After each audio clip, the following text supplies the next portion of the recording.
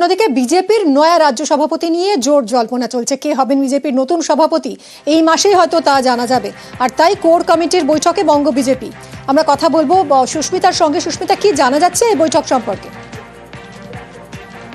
দেখো, বিজেপির রাজ্য সভাপতি, পরবর্তী রাজ্য সভাপতি কে হবেন সে নিয়ে এই মুহূর্তে জল্পনা তুঙ্গে। তার কারণ আজ বঙ্গ বিজেপির রাজ্য কোর কমিটির যে বৈঠক, সেই বৈঠক শুরু হয়েছে। বেলা 2টা নাগাদ বৈঠক শুরু হয়েছে, এখনো পর্যন্ত বৈঠক চলছে। বৈঠকে উপস্থিত রয়েছেন সুকান্ত মজুমদার, বিজেপির কেন্দ্রীয় পর্যবেক্ষক সুনীল বানসাল, বিজেপির অন্যতম পর্যবেক্ষক সুনীল বানসাল, মঙ্গল পাণ্ডে, অমিত মালব্য থেকে উপস্থিত রয়েছেন লকেট চট্টোপাধ্যায়, জ্যোতির্ময় সিং মাহাতো, জগন্নাথ চট্টোপাধ্যায়ের মতো যারা সাধারণ সম্পাদক রয়েছেন বঙ্গ বিজেপির, তারা উপস্থিত রয়েছেন। কিন্তু দৌড়ে কারা এগিয়ে আছেন কিছু বোঝা যাচ্ছে?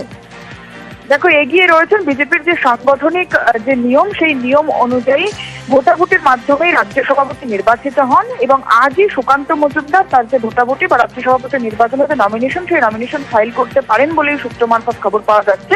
এবং আরো কেউ এই নমিনেশন বা রাজ্য সভাপতি হওয়ার যে নমিনেশন, সেই নমিনেশন দাখিল করেন কিনা সেই বিষয়টি যেমন উল্লেখযোগ্য, ঠিক তেমনই অন্যতম আরো উল্লেখযোগ্য বিষয়, এর আগে যখন দিলীপ ঘোষ তিনি নির্বাচিত হয়েছিলেন রাজ্য সভাপতি, সেই নমিনেশন পর্ব জমা দেওয়ার সময় দিলীপ ঘোষের পাশাপাশি রথীন বোস বলে একজন, তিনিও যে নমিনেশন, সেই নমিনেশন ফাইল করেন। পরবর্তী সময় রথীন বোস তিনি নমিনেশন উইথড্র করেন।